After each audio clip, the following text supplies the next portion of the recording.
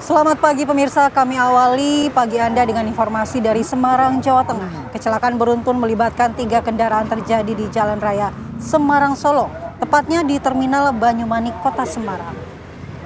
Bisa kita saksikan bersama pemirsa bagaimana kecelakaan yang melibatkan 2 buah truk dan 1 minibus ini mengakibatkan Jalan Raya Semarang Solo ini ditutup sementara lantaran ketiga kendaraan melintang di kedua lajur baik dari arah Semarang maupun Solo.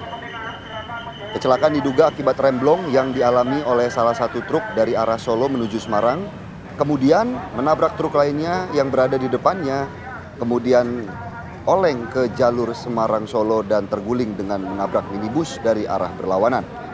Hingga Jumat tengah malam, Jalan Raya Semarang Solo masih ditutup dan proses evakuasi masih terus berlangsung. Sementara untuk arus lalu lintas ini dialihkan melalui Jalan Raya Cemara, Grafika, dan Jalan Tol Banyumanik, Unggaran.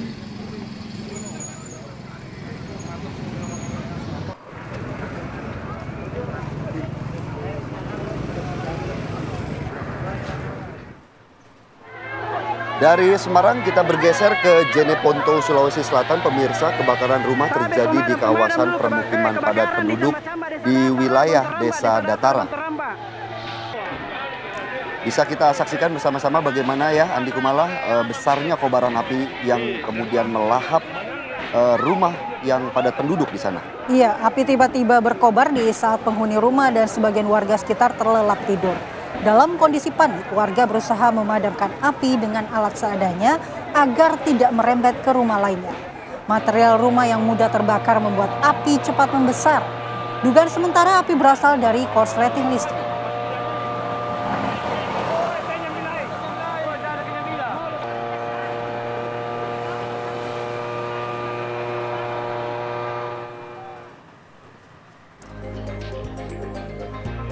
Assalamualaikum warahmatullahi wabarakatuh. Selamat pagi pemirsa. Selamat pagi pemirsa, selamat pagi Andi Kumala.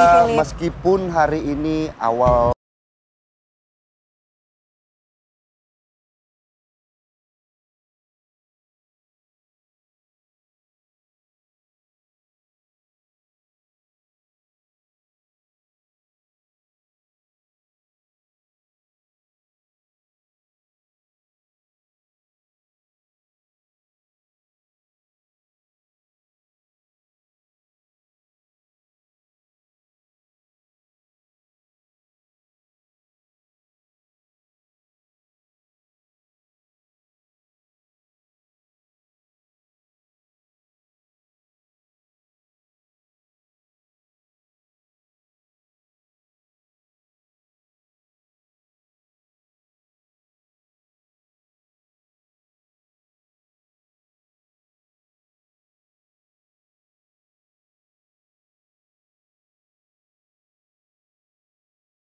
ini ya, dan ada 2 klaster loh. ya terbagi menjadi 2 meskipun totalnya 8. Ini kalau main bola udah masuk babak kedua nih. Apakah kemudian ini menjadi pertanda nih ijazah Pak Jokowi asli? Kan ya, begitu. nanti kita akan bahas juga ya dengan kedua belah pihak. Tapi kita awali dulu informasi pagi ini untuk pemirsa. Ada 10 kios dan kontrakan di Jalan Hashim Asari, Kota Tangerang, Banten ludes terbakar. Ya, kobaran api pemirsa dengan cepat melalap 5 kios dan 5 kontrakan. Kita bisa saksikan bagaimana api yang dengan cepat membesar, kemudian juga melahap bangunan-bangunan yang berada di sekitarnya, begitu ya. Api ini kemudian diduga berasal dari korsleting listrik pada blower kipas yang lupa dicabut saat pemilik salah satu toko tutup.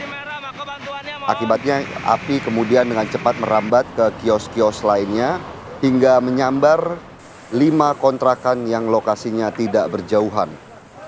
Tak hanya itu, kebakaran juga meludeskan 2 mobil dan sepeda motor yang terparkir di sana. Dan sebanyak 15 unit mobil damkar Kota Tangerang dan puluhan personel pemadam kebakaran kemudian dikerahkan untuk memadamkan api. Polsek Pinang Polres Metro Tangerang masih melakukan penyelidikan lebih pasti untuk mengetahui penyebab kebakaran, meskipun juga tadi kita sudah informasikan bahwa kemungkinan ini api berasal dari korsleting listrik. Memang salah satu penyebab ya Andi Kumala yang biasanya terjadi di kebakaran-kebakaran yang padat penduduk ini adalah korsleting listrik. Iya. Kita ke berita selanjutnya pemirsa, 2 siswa SMP 1 Mengkendek di Kabupaten Tanah Toraja, Sulawesi Selatan ini terlibat duel saat pulang sekolah. Video perkelahian 2 siswa SMP ini viral di media sosial. Perkelahian diduga dipicu masalah sepele akibat dihasut oleh rekannya yang tersinggung karena saling ejek. Kedua belah pihak pun kemudian dipertemukan dan didamaikan pihak sekolah dan disaksikan kedua orang tua siswa serta pihak dari Dinas Pendidikan Pemkab Tanah Toraja. Pihak sekolah berharap kedua belah pihak bisa saling memaafkan dan juga pihak sekolah memberikan sanksi untuk keduanya agar tak mengulangi peristiwa serupa. Memang butuh perhatian ya, betul. Tidak hanya dari pihak sekolah tetapi juga orang tua, kemudian ini juga Dinas Pendidikan juga turut ya.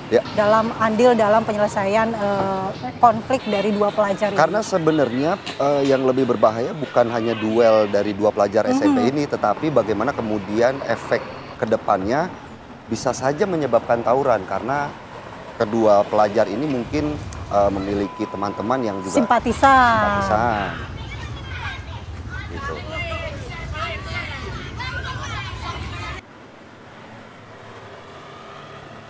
Ya, kita ke informasi berikutnya. Seorang penjaga konter di Jalan Sukamulya, Kelurahan Sukagali, Sukajadi, Kota Bandung, Jawa Barat ini ditemukan tewas dengan luka akibat benda tajam.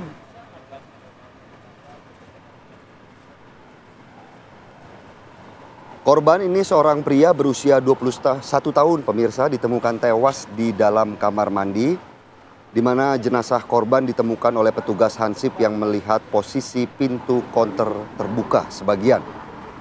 Namun saat dilakukan pengecekan, ternyata korban sudah tergeletak bersimbah darah. Petugas dari Polrestabes Bandung yang mendapat laporan langsung melakukan olah TKP, dan dari hasil pemeriksaan awal ini menunjukkan adanya luka akibat benda tajam pada tubuh korban. Hingga kini polisi telah meminta keterangan sejumlah pihak di lokasi kejadian tentunya untuk mengungkap ya peristiwa yang diduga pembunuhan ini.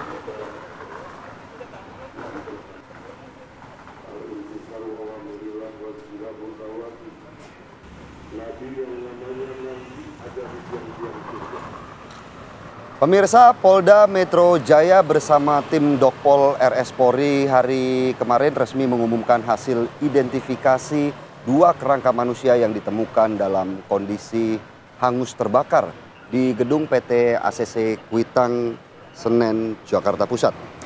Dari hasil pemeriksaan tim forensik ditemukan kecocokan sempurna antara data postmortem dan antemortem. Dengan demikian, kantung jenazah pertama diketahui dengan nama Reno Syaputra Dewo. Sementara untuk kantung jenazah kedua dilakukan pemeriksaan sekunder berupa identifikasi barang pribadi, kalung, dan ikat pinggang. Kemudian dilakukan pemeriksaan DNA, jenazah kedua teridentifikasi dengan nama Muhammad Farhan Hamid. Pengumuman proses identifikasi pun dihadiri oleh kedua keluarga almarhum dan selanjutnya dilakukan penyerahan jenazah secara simbolik.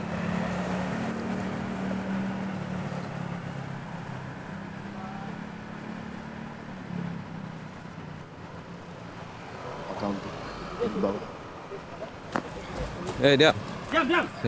Tim gabungan dari Polrestabes Medan, BNN Provinsi Sumatera Utara, dan Polda Sumatera Utara menggerebek sejumlah lokasi yang dijadikan sebagai tempat peredaran narkotika di Kota Medan. Ya, salah satu lokasi yang disasar ini Andi Kumala dan pemirsa berada di wilayah bantaran sungai Jalan Balai Desa Pria Laut 3.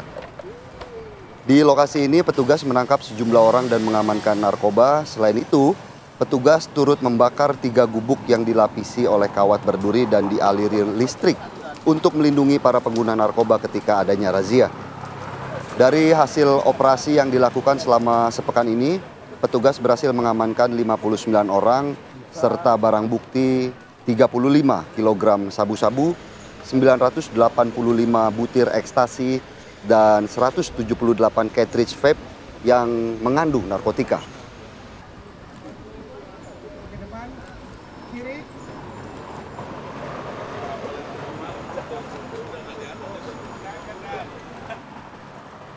Ya, Andi Kumala, ini ada satu definisi ya. Kalau kita menikah, biasanya kan menjadi keluarga yang sakinah, mawadah, warahmah.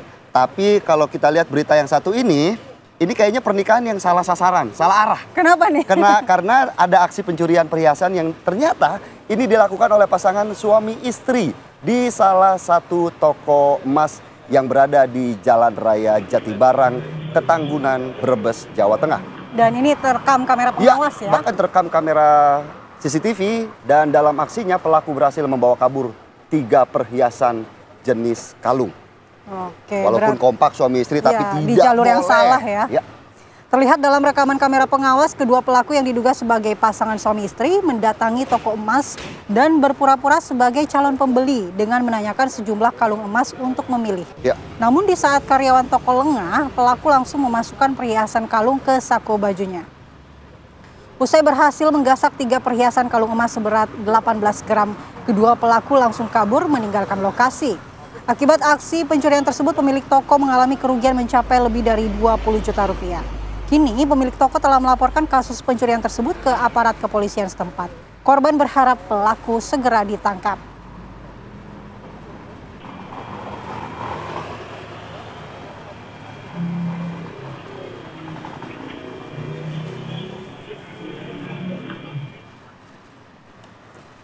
Kita beralih ke kabar lainnya, pemirsa. Satgas Operasi Damai Kartens melumpuhkan seorang yang menamakan diri Komandan Batalion Semut Merah. Ini merupakan kelompok kriminal bersenjata atau KKB wilayah Yahukimo. Ya, peristiwa berawal dari aksi pembacokan ya terhadap 2 warga sipil di Jalan Baliem, Jalur 1, Distrik DKI. Dan menindaklanjuti laporan warga, tim gabungan langsung bergerak cepat melakukan penyisiran. Tim akhirnya berhasil menemukan salah satu pelaku utama yang kemudian diketahui sebagai Lipet Sobolim, yang juga merupakan Komandan Batalion Semut Merah KKB di Yahukimo, Papua Pegunungan. Petugas berhasil melumpuhkan pelaku, namun sayang nyawanya tidak selamat saat tiba di instalasi gawat darurat rumah sakit.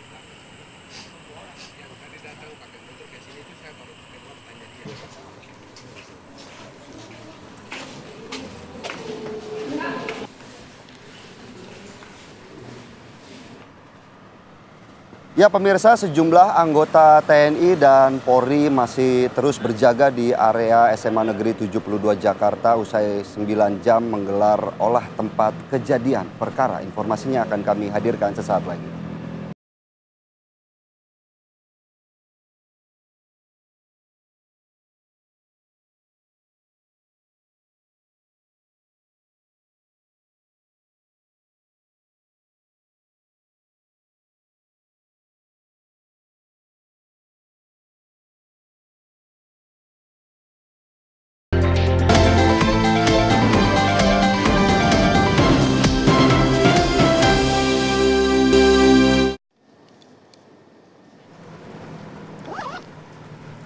Pemirsa, Presiden Prabowo Subianto resmi melantik tim Komisi Percepatan Reformasi Polri di Istana Kepresidenan Jakarta kemarin. Mantan Ketua MK Jimli Asidik diangkat sebagai Ketua Tim. Usai pembacaan Kepres nomor 122P tahun 2025 tentang pengangkatan keanggotaan Komisi Percepatan Reformasi Kepolisian, Presiden Prabowo Subianto mengambil sumpah jabatan para pejabat yang dilantik. Mereka dilantik adalah Menteri Koordinator Bidang Hukum, HAM, Imigrasi, dan Pemasyarakatan Yusril Isra Mahendra. Kemudian ada pula Wakil Menteri Koordinator Bidang Hukum, HAM, Imigrasi, dan Pemasyarakatan Oto Hasibuan, Menteri Dalam Negeri Tito Karnavian, Menteri Hukum Supratman Andi Atgas, kemudian ada mantan Menteri Koordinator Bidang Politik Hukum dan Keamanan 2019-2024 Mahfud MD.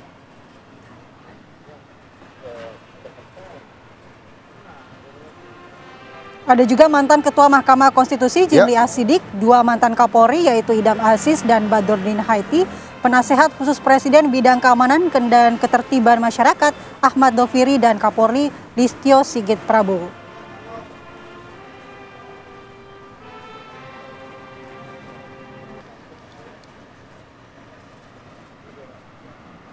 Ya pemirsa, setelah sekitar 9 jam menggelar olah tempat kejadian perkara, petugas akhirnya meninggalkan area SMA Negeri 72 Jakarta Kelapa Gading, Jakarta Utara pada Jumat malam.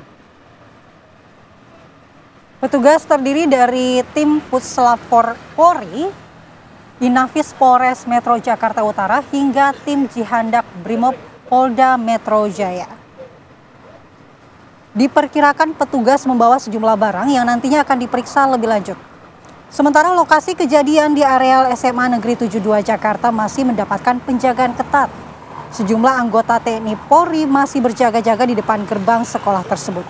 Belum ada keterangan resmi dari pihak kepolisian terkait olah tempat kejadian perkara, termasuk hasil maupun jenis barang-barang yang dibawa dari lokasi kejadian.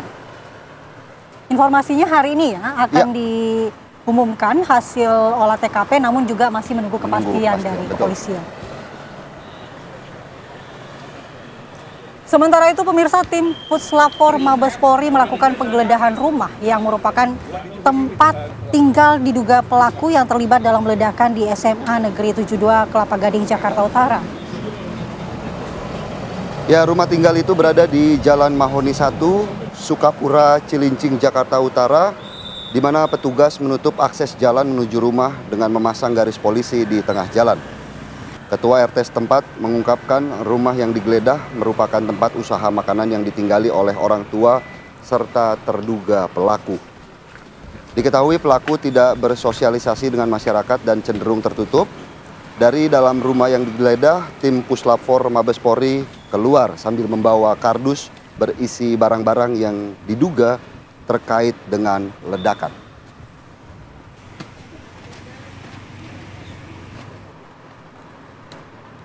Ya, tidak lama setelah terjadinya insiden ledakan, ini Wakil Ketua DPR RI Sufmi Dasko Ahmad meninjau korban ledakan SMA Negeri 72 Jakarta di Rumah Sakit Islam Cempaka Putih, Jakarta. Ya, Dasko yang ditemani Ketua Komisi 3 DPR RI Habibur Rahman serta utusan khusus Presiden Bidang Pembinaan Generasi Muda dan Pekerja Seni Rafiq Ahmad kemudian mengungkapkan bahwa keprihatinan atas peristiwa tersebut ya.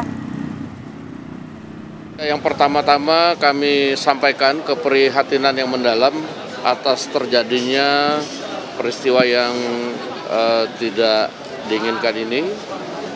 Kami tadi sudah melihat para korban baik yang ringan maupun yang sedang dioperasi.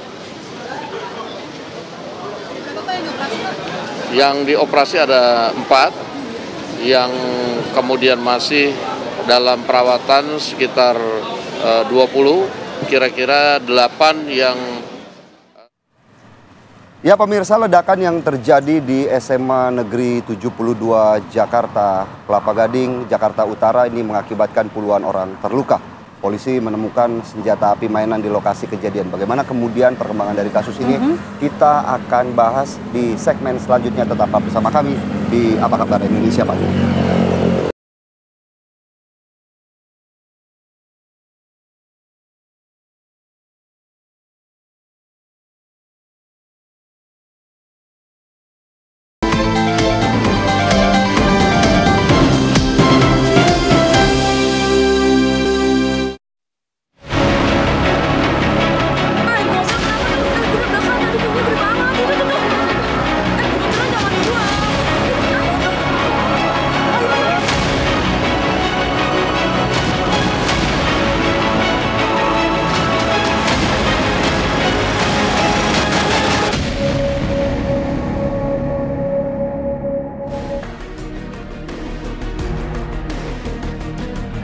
Ledakan yang terjadi di SMA Negeri 72 Jakarta, Kelapa Gading, Jakarta Utara mengakibatkan puluhan orang terluka. Polisi menemukan senjata api mainan di lokasi kejadian. Ada 2 titik ledakan yang terjadi pada saat sholat Jumat berlangsung sekitar pukul 12.15 waktu Indonesia Barat. Ledakan pertama terjadi di area belakang dan ledakan kedua berada di dekat pintu masjid. Semua korban telah dilarikan ke rumah sakit. 3 orang mengalami luka berat dan 17 mengalami luka ringan. Hingga saat ini, polisi belum menarik kesimpulan. Tim masih melakukan penyidikan lebih mendalam terkait ledakan tersebut. Polisi sudah mengamankan salah satu terduga pelaku peristiwa tersebut. Saat ini, tim gabungan masih mendalami motif dan jaringan pelaku. Polisi juga sudah mengamankan barang bukti. Terduga pelaku masih menjalani operasi akibat luka serius dari ledakan. Tim TV One mengabarkan.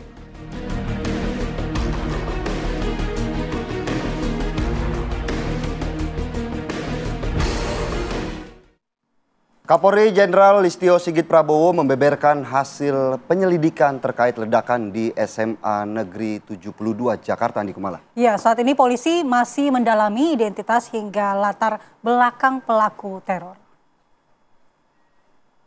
Untuk terduga pelaku saat ini sudah kita dapatkan, anggota sedang melakukan pendalaman terkait dengan identitas korban, kemudian juga lingkungan korban, lingkungan pelaku, termasuk rumah dan hal-hal lain yang saat ini sedang kita dalami, dan tentunya nanti akan diinformasikan lebih lanjut setelah tim gabungan baik dari Polda Metro, dari Densus melaksanakan pendalaman. Ya, kita sangat berduka ya dengan peristiwa yang terjadi kemarin dan puluhan pelajar terluka akibat peristiwa ini. Namun juga kepolisian belum merilis siapakah tersangka atau pelaku pastinya. Meskipun Kapolri sudah mengatakan bahwa dari lingkungan sekolah itu sendiri dan juga pelajar. Nah, kita akan membahas apakah benar dugaan besarnya adalah pelajar dari sekolah itu sendiri dan apa penyebabnya. Sudah hadir di studio narasumber kita ada Ibu Vera Itabiliana, psikolog anak dan remaja. Selamat pagi Ibu Vera. Selamat pagi Ibu Vera. Selamat pagi Mas Philip. Oke, kemudian ada juga Mas Ridwan Habib, pengamat intelijen dan terorisme. Selamat pagi Mas Ridwan. Selamat pagi Mas Ridwan. Ya, dan sebelum kita berdialog, kita akan hadirkan dulu laporan langsung dari lokasi kejadian. Bu Vera dan juga Mas Ridwan, ada rekan kami Atika Harahap di SMA Negeri 72 Jakarta Utara. Selamat pagi Atika. Ya, Atika, bagaimana situasi terkini di lokasi kejadian? Selamat pagi, Philip dan juga pemirsa. Saat ini saya berada. Ya, selamat pagi Andi, Philip dan juga pemirsa. Saat ini saya berada langsung di depan dari sekolah SMA Negeri 72 Kelapa Gading Jakarta Utara, yang mana ini merupakan kejadian ledakan yang terjadi pada Jumat kemarin siang, di mana kejadian ledakan terjadi sekitar pukul 12.15 waktu Indonesia Barat atau saat mau dimulainya ibadah sholat Jumat. Kalau kami gambarkan pada pagi hari ini situasi terbaru, Andi, Philip dan juga pemirsa, masih adanya penjagaan ketat begitu ya dari para petugas dan dari TNI AL ini masih berjaga ketat. Namun memang kami melihat untuk aktivitas warga di sini masih seperti biasa begitu ya. Namun memang penjagaan dari TNI AL masih terus berjaga untuk meminimalisirnya aktivitas tambahan begitu ya, karena memang kemarin sudah dilakukan olah TKP dan saat ini masih berlangsung sterilisasi di lokasi kejadian. Dan memang untuk penyelidikan awal dan sterilisasi oleh Polri dan TNI AL dan Gegana sudah dilakukan usai kemarin ledakan yang terjadi, karena dari informasi yang kami dapatkan bahwa ada 2 ledakan, yang mana ledakan pertama ini sekitar pukul 12.15 di musola sekolah dan disusul oleh ledakan kedua di area kantin ataupun di belakang dari musola pada saat ledakan pertama terjadi. Kalau kami dapatkan informasi terbaru, insiden ledakan kemarin ini mengakibatkan puluhan korban, yang mana ini merupakan orang-orang dari lingkungan sekolah. Totalnya ada 54 orang yang sudah menjadi korban, yang mana ini terdiri dari korban luka bakar dan korban yang luka akibat serpihan material dari ledakan yang tersebut. Kemudian juga dari pihak kepolisian sudah menyiapkan 2 posko yang dibentuk di mana para korban-korban yang terdampak ini dilarikan ke Rumah Sakit Islam Cempaka Putih Jakarta Pusat dan Rumah Sakit Yarsi Jakarta. Dan kalau kami dapatkan informasi terbaru begitu ya, per pukul 1.30 waktu Indonesia Barat pagi hari tadi, bahwa untuk korban yang dirawat di Rumah Sakit Islam Cempaka Putih ini totalnya ada 38 pasien. Kemudian kalau korban yang dilarikan ke Rumah Sakit Yarsi ini totalnya ada 15 pasien. Dan memang kemarin usai ledakan terjadi begitu ya, baik itu dari toko-toko ini, Pramono Anung kemudian kemarin juga sudah melakukan kunjungan ke sekolah begitu ya, dan memastikan bahwa untuk korban-korban ini diberikan perawatan dan juga dilakukan pendalaman. Karena memang diketahui dari Kapolri Jenderal Listio Sigit Prabowo juga mengatakan kemarin bahwa sudah dikantongi begitu terduga pelaku. 1 terduga pelaku sejauh ini sudah dikantongi dan itu merupakan pihak dari lingkungan sekolah sendiri. Namun memang masih dilakukan pendalaman begitu siapa identitasnya dan apa motif dari terduga pelaku ini melakukan ledakan tersebut. Sementara demikian, kembali ke studio. Laporannya langsung dari SMA Negeri 72 yang kemarin sempat ramai terjadi ledakan. Memang kalau kita lihat juga kondisinya di sana masih dijaga ketat oleh pihak kepolisian dan juga dari TNI. Terima kasih Atika. Saya mau langsung bertanya ke Mbak Vera. Mbak Vera, kalau kita lihat memang polisi belum merilis secara resmi begitu ya, secara terbuka bahwa siapa kemudian pelaku dari pengeboman ini. Tetapi kalau kemudian kita melihat dari saksi-saksi yang juga sempat bercerita bahwa ada kemungkinan ini terduga pelakunya memang masih merupakan murid di SMA Negeri 72 dan bahkan informasinya itu merupakan salah satu korban bullying. Perundungan. Apakah memang memungkinkan begitu korban bullying sampai begitu teganya untuk melakukan Aksi kekerasan. kekeji seperti ini? Oke. Ini kan usianya masih usia remaja ya, Betul. Terduganya ya, kalau dilihat dari saksi-saksi, keterangan saksi dan sebagainya. Jadi kalau kita bicara soal remaja itu adalah makhluk emosi dalam tanda kutip. Jadi semua perbuatan, semua keputusan, semua pemikiran itu sangat dipengaruhi oleh emosi mereka. Jadi terlepas dia korban perundungan atau bukan, basic conditionnya remaja adalah seperti itu, bahwa mereka memutuskan segala sesuatu berdasarkan emosi. Apalagi kalau dia menjadi korban perundungan, gitu ya. Korban perundungan pasti kan menyimpan banyak ya rasa sakit, gitu ya, rasa tidak berdaya terutama. Jadi pada satu titik memang ada misalnya dorongan untuk menunjukkan bahwa saya masih bisa punya power. Nah, seringkali untuk menunjukkan powernya itu ya itu tadi, karena memang mereka lebih mengutamakan reward dibandingkan resiko. Jadi lebih mengutamakan, yang penting saya puas, yang penting saya terbalaskan sakit hati saya, sehingga resiko-resiko yang misalnya, nanti ada orang terluka, nanti saya juga akan ikut terluka, ini akan urusannya panjang sampai sejauh ini gitu ya, itu tidak terpikirkan gitu, karena memang masih berdasarkan emosi tadi. Nah, itu ada hubungannya dengan perkembangan otaknya, yang memang di mana memang ada bagian otak yang memang belum berfungsi optimal gitu ya, yaitu bagian prefrontal cortex.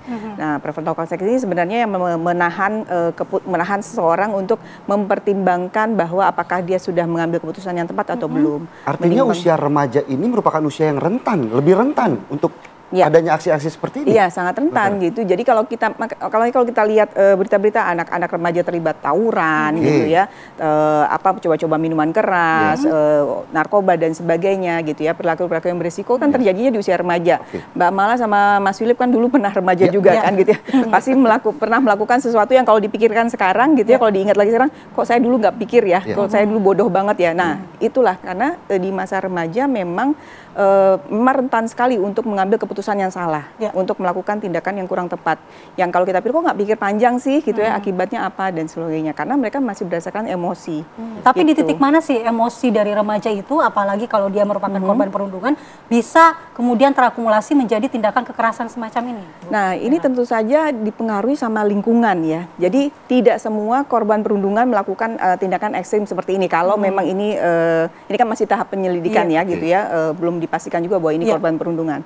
Tapi kalau misalnya konteksnya adalah korban perundungan tidak semuanya melakukan tindakan pembalasan atau ekstrim seperti ini gitu ya. Tentu saja dipengaruhi oleh lingkungannya. Nah, ini dugaannya adalah si korban perundungan ini mendapatkan referensi-referensi tentang kekerasan juga dari di dalam internet. lingkungan keseharian. Kalau kita bicara lingkungan luas sekali, tidak hanya internet. Internet salah satunya ya.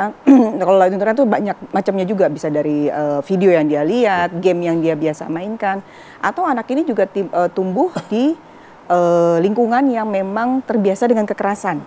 Ya, di situ kita bicara soal pengasuhan dan sebagainya gitu ya. Nah, jadi referensinya untuk menyelesaikan masalah itu semuanya dominan mungkin diwarnai dengan kekerasan. Gitu. Mas Ridwan, Mas Ridwan, kalau kita melihat bagaimana usia dari terduga pelaku begitu, ini masih berusia remaja. Apakah memang tindakan yang kemudian dilakukan oleh terduga pelaku ini bisa dikategorikan sebagai terorisme? Ya, ini merupakan tindakan terorisme pro-neonazi pertama di Indonesia. Apa itu? Dan semoga yang terakhir. Kenapa bisa dikatakan seperti itu, Mas? Jadi ada suatu gerakan internasional ini, gerakan neonazi internasional. Di Amerika Serikat namanya Groyper. Dan di Amerika Serikat itu menghasilkan 4 kali penembakan sekolah. Dan dilakukan sepanjang 2025. Dilakukan oleh anak usia 17-18 tahun. Yang terpengaruh oleh gerakan ini. Gerakan New Neonazi ini. Yang kemudian dari pendalaman-pendalaman yang dilakukan oleh teman-teman yang meneliti gerakan ini, mereka menyebarkannya menggunakan Discord. Itu seperti aplikasi seperti Telegram, Discord, dan anggotanya bisa ratusan ribu di situ.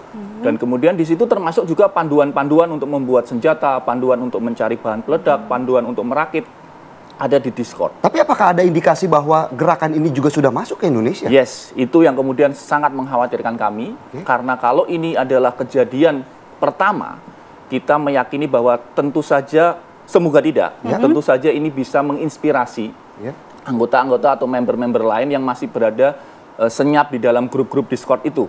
Jadi saya kira, saya setuju dengan Mbak Vera tadi bahwa terkait dengan bullying dan pendampingan remaja tetap harus dilakukan, tetapi khusus untuk kasus SMA 72 ini menurut saya sangat unik. Ini harus didalami jauh lebih dalam. Tidak hanya dianggap sebagai sekedar, oh ini anak kasus bullying, dia marah sama teman-temannya. Ini pasti ada jejaringnya, pasti ada jejaring internasional. Apakah Mas Ridwan melihat itu indikatornya salah satunya dari tulisan-tulisan yang ada di senjata mainan itu yang sudah terlibat, yang sudah terlihat seperti itu. Tetapi kami meyakini bahwa dia mempunyai rekam jejak yang lain. Misalnya si pelaku ini sudah menggambarkan sketsa-sketsa penembakan, kemudian dia juga sudah menyimpan materi-materi yang memuja kekerasan, seperti memuja Ku Klux Klan, memuja sekte-sekte white supremacy, yang di Indonesia ini sangat baru pertama kali. Dan semoga tidak terjadi lagi. Tetapi dari tanggalnya saja Mas Philip, ini 7 November itu ada satu kejadian pertama neonazi muda tahun 2007, 7 November 2007. Itu terjadi di Jokula, Finlandia. Dan itu yang kemudian menginspirasi syuting-syuting berikutnya. Baik itu di Amerika Serikat, di Kanada, di Korea Selatan, di Jepang. Mereka rata-rata memang penyendiri, loner, pendiam ya, pendiam. Mereka punya semacam visi sendiri dalam hidupnya, tertutup begitu. Dan ini yang menjadi sasaran empuknya, karena narasinya berkembang secara tertutup, dia tidak harus menunjukkan identitasnya, dia dengan sangat nyaman. Kalau tahu kita Discord itu kan kita bisa chat, bisa voice, bisa kita lakukan. Dilakukan di situ tanpa harus menunjukkan identitas aslinya. Nah, dan ini juga saya kira perlu didalami ya. Ada satu akun TikTok yang diduga milik pelaku, yang dia memposting 8 jam sebelum serangan, sekitar pagi ketika dia masuk sekolah. Itu dia menggunakan logo oke di balik seperti ini. Yang artinya? Ini adalah logo yang sama yang digunakan, yang diposting oleh pelaku-pelaku penembakan di sekolah Amerika yang dilakukan yang 2025 ini. Jadi ini semacam satu logo bersama, simbol ya, artinya simbol bersama neonazi itu. Dia posting itu yang kita duga ini adalah bagian dari TikTok dia. Dan diposting 8 jam sebelum dia melakukan Mas Ridwan, yang menarik adalah ini adalah usia pelajar ya. Apakah memang paham itu sengaja ditargetkan untuk remaja? Mayoritas iya, mayoritas memang targetnya usia muda. Tadi Mbak Vira sudah menjelaskan mereka sedang pencarian jati diri, mereka sedang membangun identitasnya, mungkin ada bagian dari otaknya yang sedang berkembang. Dan memang Groyper ini, gerakan ini memang mentargetkan segmentasi ini. Segmentasi ini. Makanya kemudian kita berharap Densus 88 tidak berakhir di sini, tapi mendalami handphone, mendalami laptop milik pelaku, kemudian kalau bisa masuk. Memang ini agak sulit ya. Karena Discord ini kan harus invitation. Betul. Kalau kita tidak di-invite, kita nggak bisa masuk grup itu. Betul. Nah, tetapi tentu saja Densus punya perangkat lah. Moga-moga punya perangkat sehingga dia bisa kemudian masuk ke situ. Untuk apa? Untuk mengidentifikasi semoga tidak ada jaringan-jaringan yang mungkin masih ada di Indonesia. Kami mengkhawatirkan itu. Karena kalau ini terjadi, ini bisa terjadi copycat.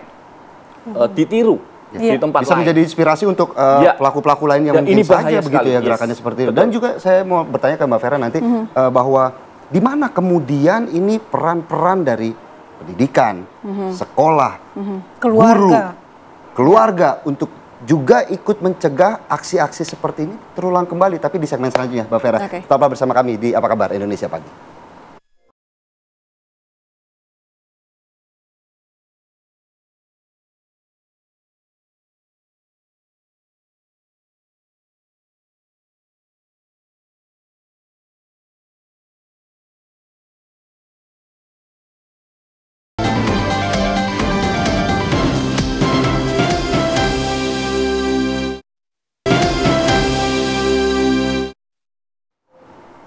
Kembali di Apa Kabar Indonesia Pagi dan melanjutkan pertanyaan saya ke Mbak Vera bahwa tadi kita sudah mendengarkan bagaimana penjelasan dari Mas Ridwan bahwa ini ada gerakan radikal yang juga terindikasi sudah memasuki ke Indonesia. Bagaimana kemudian peran-peran dari pendidikan, dari Komdigi dan juga dari pihak kepolisian untuk kemudian membatasi anak-anak yang berusia remaja ini terpapar dengan ideologi seperti yang terjadi begitu, Mbak Vera?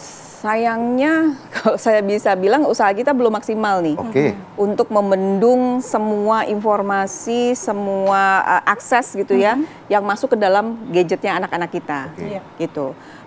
Memang tanggung jawab utama adalah di orang tua untuk memberikan pendampingan, tapi semakin kesini semakin terlihat orang tua juga kewalahan, orang tua juga butuh bantuan dari pihak yang wewenangnya lebih besar gitu ya. Karena memang anak remaja tadi saya sampaikan remaja kan mengikuti emosi gitu ya, dan mereka masih dalam usia yang dimana mendobrak semua nilai-nilai yang pernah dia tahu gitu ya. Apa iya sih misalnya gitu ya merokok itu tidak bagus, aku coba gitu ya. Jadi dia ingin membangun nilai-nilainya sendiri. Nah ini lingkungan ya. Contoh lingkungan terkecil ya, keluarga, orang tua gitu ya. Kadang tidak memahami apa yang terjadi. Jadi ketika anak remaja misalnya membantah, membangkang itu, menjaga jarak gitu ya, orang tua juga akhirnya ya udahlah gitu ya, terserah deh gitu ya. Karena kamu susah dijangkau ya udah kami berhenti menjangkau. Nah, sebenarnya itu tidak, jangan sampai begitu. Gitu ya, karena nanti akan menciptakan kebutuhan-kebutuhan emosi yang kosong yang anak tidak dapatkan di rumah, sehingga dia cari di internet, cari melalui gadgetnya, sehingga paham-paham seperti yang tadi dijelaskan oleh Mas Ridwan itu bisa dengan gampangnya masuk. Karena seringkali anak-anak ini sangat tergoda dengan yang berbau isu dengan berbau kebebasan gitu ya, beda dari yang lainnya, terus terlihat punya power gitu, dan kamu dan dia pikiran apapun, perasaan apapun yang dia punya itu pasti diterima gitu. Mereka akan bilang, oh wajar kamu segitu, orang tua kamu aja nggak mengerti, teman-teman kamu aja yang jahat. Nah kalau sudah seperti itu akan gampang attach dan akan mengikuti apapun yang dianut di kelompok itu gitu. Nah Mbak Vera, kalau kita juga melihat ya bagaimana kemudian kalau kita mungkin tidak normalisasi, tetapi mungkin kalau di usia remaja kita sudah sering melihat merokok, tawuran, meskipun itu juga salah begitu. Tetapi ini merakit bom, Mbak Vera. Artinya apakah juga Mbak Vera pernah mendapatkan pasien mungkin ya, atau mungkin melihat perilaku-perilaku seperti ini, perilaku ekstrim loh, Mbak Vera? Kalau ini saya belum pernah ya, terus terang ya, ada anak-anak yang datang ke tempat praktek yang memang berniat untuk menyakiti orang lain gitu ya. Kebanyakan adalah menyakiti dirinya sendiri gitu kan ya. Nah ini kan tadi balik lagi ke referensi-referensi yang dia lihat di sekitarnya seperti apa gitu. Kalau ada orang atau ada pihak-pihak entah input dari mana yang meyakinkan dia bahwa you can do something about it gitu ya. Kamu bisa melakukan loh, kamu bisa balas, kamu bisa tunjukkan siapa diri kamu. Ya udah itu akan diikuti. Berarti sebenarnya dia tidak bisa sendiri. Ada yang orang di balik itu yang pengaruh-pengaruh ya, pengaruh-pengaruh dari tadi pertama saya sampaikan, apakah memang dia terbiasa dengan melihat kekerasan, ya terbiasa melihat kekerasan itu apakah dari kehidupan sehari-hari di rumah atau dari game yang dia mainkan atau video atau misalnya chat online tadi Discord dari Mas Ridwan sampaikan, itu juga bisa sangat berpengaruh. Nah sayangnya tidak ada figur-figur nih, baik tadi kalau Mas Philip tanya perannya orang tua apa, guru apa, nah ini kan figur-figur yang dekat dengan anak. Betul. Nah, tidak ada figur yang bisa masuk untuk jadi filter. Sesimpel untuk jadi teman diskusi. Tadi saya sempat sebutkan di awal prefrontal cortex-nya belum berfungsi optimal. Nah, sebenarnya si prefrontal cortex itu kan tugasnya adalah memaparkan pilihan yang ada. Oh, kamu dibully teman kamu. Oke, itu sangat menyakitkan, yes. Oke, sekarang kita bahas pilihan apa saja yang bisa kamu lakukan beserta konsekuensinya. Itu tugasnya si prefrontal cortex. Nah, idealnya adalah orang tua, guru bisa mengambil spot itu. Gitu. Nah, seringkali yang kita temui adalah, yang saya temui di tempat praktek adalah orang tua seringkali langsung cut aja gitu ya. Jadi kurang sabar untuk berdiskusi sama anak. Mereka pasti bilang, ya udahlah kamu cuekin aja kalau teman kamu bully kamu atau kan lapor guru, sesimpel itu. Padahal kan yang menjalani dari hari ke hari tidak sesimpel itu masalahnya. Ada gitu efek ya. mental health yang mungkin dirasakan dari Nah, anak tersebut. jadi diskusi ini penting. Oke, pilihannya apa yang bisa kamu lakukan? Lapor guru. Apa konsekuensinya kalau lapor guru?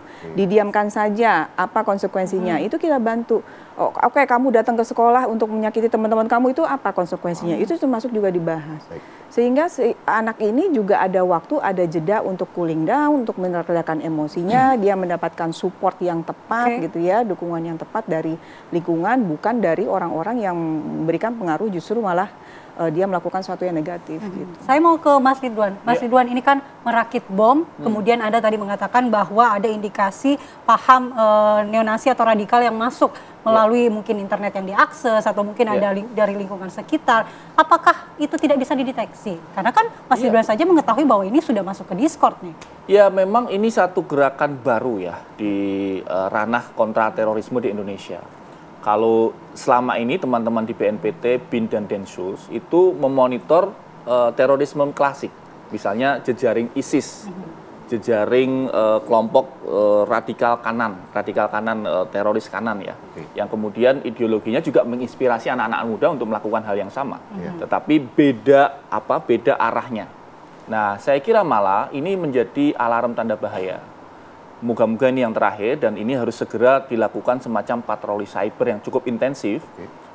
Ada BSSN di situ, ada Komdigi di situ, ada teman-teman cybercrime Polri di situ, sehingga kemudian tidak terjadi lagi dan memastikan bahwa korban, saya menyebutnya korban sebenarnya, karena biar tadi Mbak Vera menjelaskan ini anak ini kasihan kan, Iya, betul. ini dia korban dan kemudian korban ini adalah yang pertama dan yang terakhir. Jangan sampai ini ada jejaring lain atau teman-teman yang seide dengan dia yang kemudian terinspirasi dari yang sudah dia lakukan itu.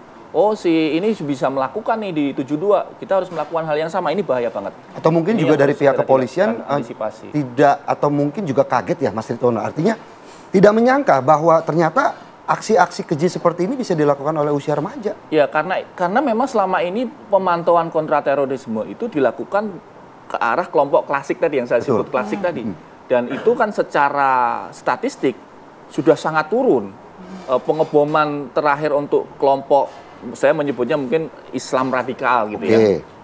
Itu terakhir Astana Anyar 2022, Desember 2022 di Cirebon, menyerang pos polisi di dalam masjid.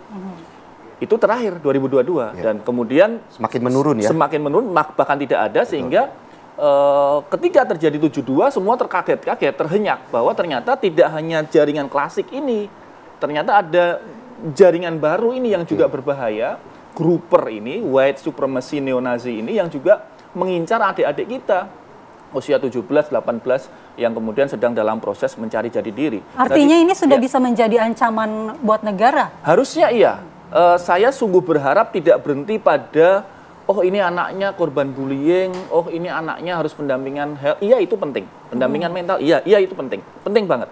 Tapi mohon jangan berhenti di situ. Harus ada antisipasi lebih dalam, spesifik, didalami secara forensik digital, komunikasi dia, laptop dia, handphone dia, kemudian jejak-jejak website yang pernah dia buka apa saja. Dari situ akan kelihatan polanya. Kalau nanti itu ternyata ada mentor online-nya, karena merakit bom itu nggak mudah. Betul. Merakit bom itu secerdas-cerdasnya anak ini, kalau dia tidak ada bimbingan, dia tidak ada yang mengarahkan, saya masih pesimis. Seorang makanya anak tadi bilang sama Bu Vera juga pasti ada pihak yang mendukung. Seorang anak SMA bisa membuat bom, walaupun mungkin itu ramuan dari mercon, petasan dan sebagainya, tapi bisa melukai teman-temannya sampai 50 orang. Ini bukan hal yang sederhana. Dan proses ini pasti dilakukan dalam waktu yang lama. Tidak misalnya mau berangkat kemudian baru dirakit jadi satu hari begitu ya. Harus disiapkan dan seterusnya. Tapi juga Mas Ridwan, kalau saya melihat juga bagaimana kemudian Mas Ridwan melihat dari pihak kepolisian apakah hingga saat ini juga masih terus mendalami penyelidikan, apakah memang ada kehati-hatian atau memang dari pihak kepolisian juga ingin tetap menjaga situasi tetap kondusif, karena hingga saat ini juga polisi masih berhati-hati untuk mengumumkan terduga pelaku, motif pelaku. Seperti apa Mas Ridwan? Ya, dugaan saya memang ini karena remaja ya, pelakunya remaja, kemudian ada faktor psikologis anak-anak korban juga, maksudnya teman-teman sekolahnya, kemudian faktor psikologis orang tuanya. Kita bisa membayangkan kesedihan orang tuanya. Pasti ya. Itu ketakutan kan, ya, ketakutan, kesedihan antara kecemasan dan sebagainya bercampur aduk di situ. Jadi mungkin saya memahami ketika teman-teman Polri barangkali menahan dalam tanda petik menunda informasinya ini. Tetapi itu nggak apa-apa. Tetapi sepanjang penyidikan forensiknya berjalan. Terus berjalan. Dan sejauh yang saya tahu, teman-teman juga berkomunikasi dengan saya, beberapa kawan-kawan Densus memberikan beberapa foto-foto yang kemudian ternyata memang anak ini memang mempunyai kelainan sketsa, yang dia bikin sketsa penembakan dan seterusnya, yang ini memang harus benar-benar jadi warning ditelaah sampai mendalam. Oke, mungkin terakhir Bu Vera bisa memberikan warning atau mungkin apa yang harus dilakukan berkaca dari kejadian ini orang tua, sekolah, dan lingkungan. Oke, orang tua perlu gini, semakin anak besar kadang kita berasumsi bahwa anak tidak butuh kita gitu ya, padahal justru di situ kita bisa lebih masuk untuk mengambil peran yang lain gitu ya, peran teman diskusi, dan jangan pantang menyerah karena anak remaja memang sangat challenging ya, mereka cenderung lebih suka bersama teman-temannya, gak suka ngobrol sama orang tuanya, tapi orang tua maju terus aja, tunjukkan kepada anak bahwa kita bisa kok diakses dengan mudah dan bisa jadi teman diskusi yang memang enak gitu ya, jadi sehingga orang tua pun juga harus belajar mendengarkan tanpa menjudge, karena kalau kita sudah menjudge langsung menilai, anak langsung pasti mundur, jaraknya bertambah jauh. Nah di sisi sekolah juga diharapkan, nah ini ya, beban akademis, beban administrasi yang dibebankan pada guru itu mungkin bisa dievaluasi ulang sehingga guru juga bisa lebih hadir, lebih mindful mendampingi anak-anak di sekolah. Bisa lebih dekat dengan murid-muridnya begitu ya. Jadi fokusnya adalah bukan hanya menyelesaikan administrasi, menyelesaikan memberikan nilai target kurikulum dan sebagainya, tapi juga memperhatikan bahwa anak didik ini juga ada aspek-aspek lain yang perlu diperhatikan, karena kalau tidak dapat di rumah, paling nggak dia bisa dapat di sekolah. Ada orang yang mau mendengarkan dia. Baik, terima kasih Mbak Vera, Mas Ridwan untuk penjelasannya. Sama-sama. Tentunya kita berharap bagaimana kasus ini tidak membuat para pelajar lainnya untuk juga takut kembali bersekolah, mengenyam pendidikan, karena ijazah itu penting, Andi Kumala. Iya, karena apalagi kalau kita punya ijazah yang asli itu penting banget, ya kan, supaya tidak bermasalah di kedepan harinya seperti yang kembali ramai. Iya, di mana Polda Metro Jaya menetapkan 8 orang sebagai tersangka dalam kasus ijazah Jokowi. Sesaat kita akan lagi. lanjutkan sesaat lagi. Terima kasih.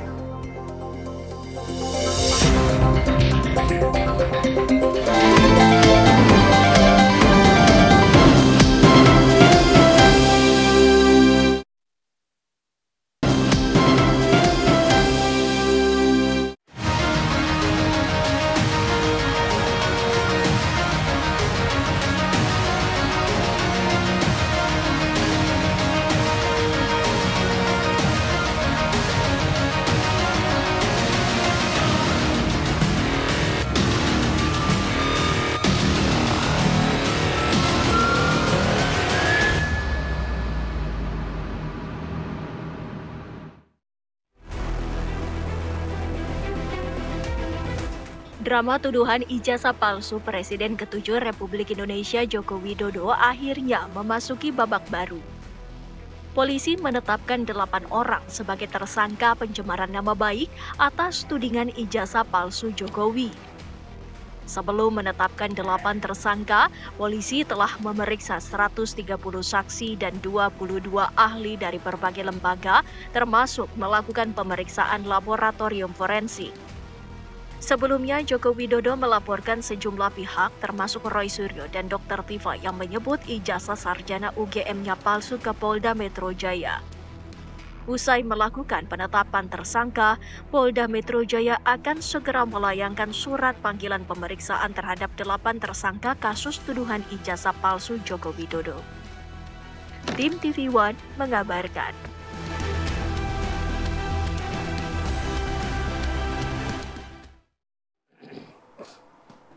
Saya nggak mau bilang babak baru ya. Oke. Karena katanya season baru. Wah, season baru memang. Kita bicara ini, drakor nih. Berbicara drakor. Tapi kalau saya menganalogikan, ini pertandingan sepak bola di Kumala. Barcelona menghadapi Real Madrid. Di mana meskipun sudah sering ketemu, sudah sering berlawanan, tapi El Clasico antara Jokowi menghadapi Roy Suryo CS tetap dinanti. Tapi ini sudah ada keputusannya, berarti ijazahnya asli dong. Belum tentu, kan belum dikasih lihat, belum diumumkan. Apakah memang asli atau enggak? Langsung saja deh kita tanyakan kepada narasumber yang sudah hadir di studio. Sudah ada Bang Petrus Celestinus, kuasa hukum Roy Suryo CS. Selamat pagi, Bang Petrus. Selamat pagi. Oke, tetap semangat ya Bang Petrus ya. Oke, kemudian ada Bang Rifai Kusumanegara, kuasa hukum Jokowi. Selamat pagi. Selamat pagi, Bang Rifai. Bang Petrus. Langsung ke Bang Petrus. Bang Petrus, ini kan Roy Suryo CS ditetapkan sebagai tersangka. Klaster 2, berarti ijazahnya asli dong Bang? Ya, soal keaslian itu kan sampai sekarang kan kita tunggu tuh. Kenapa? Dan kita berharap dari proses ini akan bisa diperlihatkan oleh penyidik ketika pemeriksaan terhadap tersangka dilakukan. Karena dalam proses kasus pencemaran nama baik begini, antara tersangka dan pelapor, bukti-buktinya itu akan diuji oleh penyidik di hadapan tersangka. Karena tersangka juga ada momentum yang diberikan oleh penyidik untuk membuktikan dalil-dalil mereka selama ini bahwa itu palsu. Sehingga bukti yang diajukan oleh atau yang dipegang oleh penyidik berdasarkan hasil penyidikan kemarin akan diuji dengan bukti temuan Roy Suryo dan kawan-kawan supaya bisa dipastikan mana yang betul. Tapi kaget gak sih Bang Petrus? Artinya kan sebenarnya pelaporan pertama kan ini terkait ijazah ini asli atau palsu. Tapi kok yang lebih cepat menyalip malah status tersangkanya? Oh, bukan cepat menyalip, karena memang prosesnya harus begitu dari penyelidikan ke penyidikan. Setelah penetapan jadi buat kita ya ini hal yang biasa. Karena penyidikan itu untuk menemukan tersangkanya. Lalu sikap dari Roy Suryo, Dr. Tifa dan juga Rismond gimana? Ya biasa aja, karena kan kita sudah tahu bahwa prosesnya akan sampai ke sana. Jadi langkah berikutnya? Ya tentu sebagai orang yang sudah ditetapkan tersangka, tentu ada beberapa opsi pilihan-pilihan yang akan dilakukan. Ya, bisa juga ada upaya untuk pra-peradilan, untuk menyatakan bahwa penetapan status tersangka itu tidak sah. Bisa juga dengan dialog atau bukti-bukti yang diajukan oleh tersangka, lalu polisi, penyidik berubah pikiran bahwa inilah yang betul, tanpa harus pra-peradilan, penyidik bisa hentikan penyidikan. Bisa saja batal, artinya begini, artinya ini berarti resiko yang sudah diperhitungkan oleh Bang Petrus tim, juga Roy Suryo CS, artinya ini resiko yang harus diambil untuk kemudian membuktikan ijazah ini asli atau palsu. Iya, betul. Jadi dengan proses ini, ya, bahkan semangat yang ada di dalam teman-teman ini ya, terutama Mas Roy, Rismond Sianipar, Dr. Tifa, semangat mereka itu ya kalau ini berjalan terus sampai ke pengadilan, justru di situ tempatnya untuk ijazah asli ini bisa diperlihatkan. Gitu. Bang Rifai, menanggapi ini apakah tujuan dari tim hukum Anda sudah sampai atau seperti apa? Ya, saya sepakat seperti yang disampaikan Bang Petrus ya. Bahwa sebenarnya kalau bagi kami praktisi sebenarnya penetapan tersangka ini bukan sesuatu yang penting gitu ya. Justru kalau kami sih lebih kepada dua momentum kalau kami sebagai lawyer yang mengawal. Pertama, pada saat naiknya dari penyelidikan menjadi penyidikan, justru di situ sebenarnya sudah terbukti bahwa ini yang dilaporkan Pak Jokowi benar adanya. Kedua, bahwa Pak Jokowi betul korban fitnah dan betul ada pencemaran. Jadi di situ.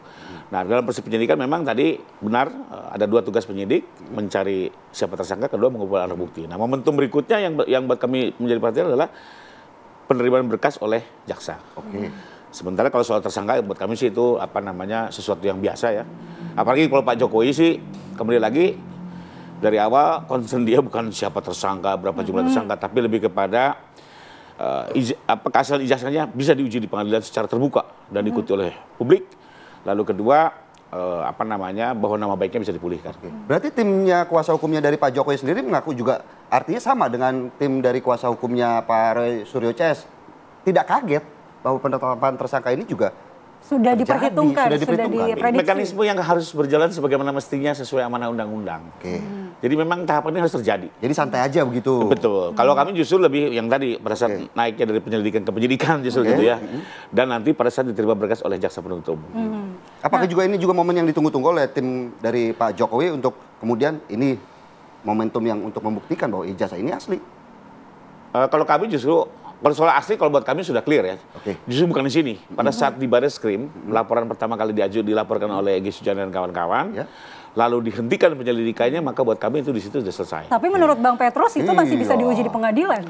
Untuk di perkara yang kedua. Jadi ini bisa 2. Jadi pertama sudah ada pengujian di Barreskrim dan dinyatakan tidak ada tindak pidana. Artinya apa? Ijazah ini clean and clear. 1. Ya.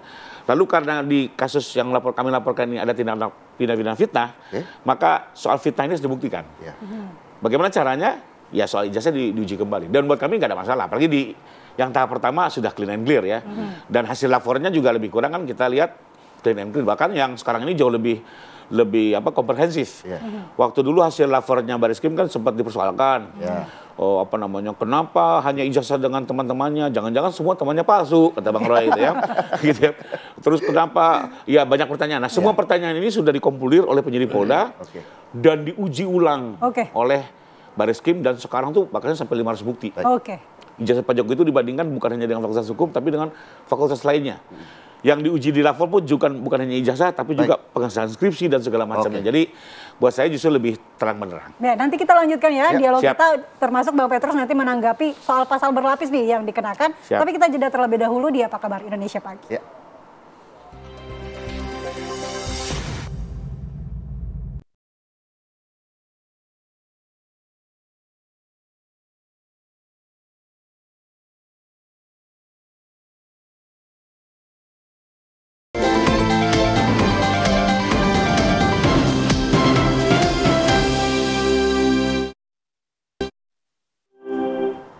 Kita lanjutkan dialog di Apa Kabar Indonesia Pagi. Bang Petrus ditetapkan sebagai tersangka, Roy Suryo CS juga dikenakan pasal berlapis. Apakah menurut Anda ini sudah proporsional atau sengaja memaksimalkan hukuman kepolisian? Memang dari sejak awal kita tidak sepakat soal penempatan pasal 32, 35 Undang-Undang ITE.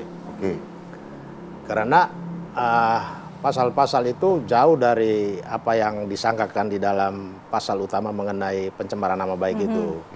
Sehingga kita anggap ini rekayasa penyidik untuk bisa selama mungkin kalau terjadi penahanan, maka penahanan itu akan makan waktu cukup lama. Karena ancaman pidananya kan di atas 7 tahun. Jadi dengan ancaman pidana di atas 7 tahun, maka penyidik bisa 2 kali lipat untuk melakukan penahanan terhadap setiap tersangka yang pasal sangkaannya ancaman pidananya di atas 7 tahun. Bagian mana yang Anda tidak sepakat? Apakah fitnahnya itu ataukah pencemaran nama baiknya? Kalau soal fitnah, kita kan melihat di dalam pasal baik 310, 311, 27 itu kan ada ayat yang menghapuskan sifat pidananya. Jadi di situ dikatakan bahwa apabila perbuatan itu dilakukan demi kepentingan umum atau pembelaan diri secara terpaksa, maka dia tidak bisa dipidana. Jadi kalau kita lihat dari peristiwa yang sekarang disangkakan kepada Mas Roy dan kawan-kawan, sebetulnya apa yang mereka lakukan, apa yang mereka teliti kemudian dipublish itu bukan untuk kepentingan pribadi mereka atau juga untuk kepentingan pribadi Jokowi. Mereka semata-mata berjuang untuk memastikan apakah betul soal ijazah yang sudah menjadi perbincangan publik bahwa ini palsu, benar atau tidak? Mungkin ada unsur penghasutannya yang kemudian polisi juga akhirnya menetapkan undang-undang itu. Kalau bicara unsur penghasutan, barang ini dari 2019. Oke. Kenapa pada saat mulai ramai di 2019 itu Polri tidak langsung ambil langkah penyidikan atau penyelidikan, membiarkan berlarut-larut sampai masyarakat harus melapor. Setelah ada masyarakat melapor pun perkaranya dihentikan. Ketika Jokowi yang melapor, prosesnya berjalan. Nah, ini yang jadi kalau saya salahkan pihak Polri. Kalau dari awal langsung dilakukan langkah penyelidikan untuk tidak memastikan akan berlarut lebih panjang begitu ya, Bang Petrus, supaya masyarakat jangan dibiarkan dalam perdebatan pro dan kontra. Baik, tanggapannya seperti apa langsung bisa ditanggapi? Oke, pertama saya sebagai rekan sejawat saya tetap menghargai pendapatnya Bang Petrus. Tapi izinkan juga saya memberikan pandangan yang berbeda soal pasar berlapis. Jadi memang waktu itu fakta yang kami laporkan adalah fakta yang memang terjadi dan kita ketahui bersama. Di mana beberapa orang terlapor ini menyatakan Pak Jokowi ijazahnya palsu dengan menggunakan sebuah aplikasi teknologi. Bahkan yang dilakukan adalah ijazah digital Pak Jokowi itu dianalisis secara analog, dipotong-potong, baik fotonya, fotonya Pak Jokowi dipotong, diadukan dengan Pak Dulmatno, kita ingat ya. Tanda tangan Pak Rektor dipotong-potong, diadukan dengan data lain. Lalu poinnya apa? Mungkin menuduh bahwa saja poinnya. Menuduh bahwa ini palsu. Poinnya adalah jadi intinya adalah ini fitnah yang dilakukan dengan cara melakukan rekayasa teknologi sehingga seolah-olah ijazah ini menjadi palsu dan tanpa hak. Lalu kedua juga melakukan perubahan pemotongan data-data digital tanpa izin, baik dari si kader PSI yang mengupload maupun dari Pak Jokowi. Fakta ini yang kita sampaikan. Nah, kenapa? Karena buat kami menarik. Kok bisa sebuah teknologi membuat ijazah palsu asli menjadi palsu?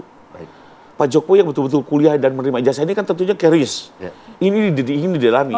Dan ternyata setelah 22 ahli diperiksa, terlihat bahwa memang apa yang dilakukan ini adalah rekayasa teknologi yang tidak sah. Tapi nanti saya nggak mendahului, silakan di persidangan nanti diuji. Nanti kita tunggu di persidangan. Jadi artinya memang selain 310 dan 311, ada pasal 32 dan 35 yang memang ada faktanya. Baik. Apakah ini terbukti atau tidak? Nanti di persidangan. Jadi contohnya gini, orang menipu misalnya sedang seolah-olah punya tender batubara. Ternyata kemenangan tender ini palsu. Maka memang kita bisa menggunakan adalah 3738 dan 263. Ya, itu yang kita tunggu. Bagaimana kemudian soal yang kedua soal kepentingan umum, saya mau komentari. Langsung saja pendek aja. Menurut saya ini nggak kepentingan umum, tapi lebih kepada kepentingan politik. Baik. Karena kita ketahui bersama bahwa di persidangan dibuktikan. Tidak objektif lah sebagai ahli. Terima kasih Bang Rifai, Bang Petrus untuk Petrus. waktunya pada pagi hari ini. Dan pemirsa, perbincangan terkait ijazah Jokowi asli sama palsu ini masih terus berlanjut. Tentunya kita akan tunggu bagaimana babak selanjutnya. Terima kasih atas perhatian Anda. Saya Niko Mala. Saya Phil Pusionaso. Sampai jumpa.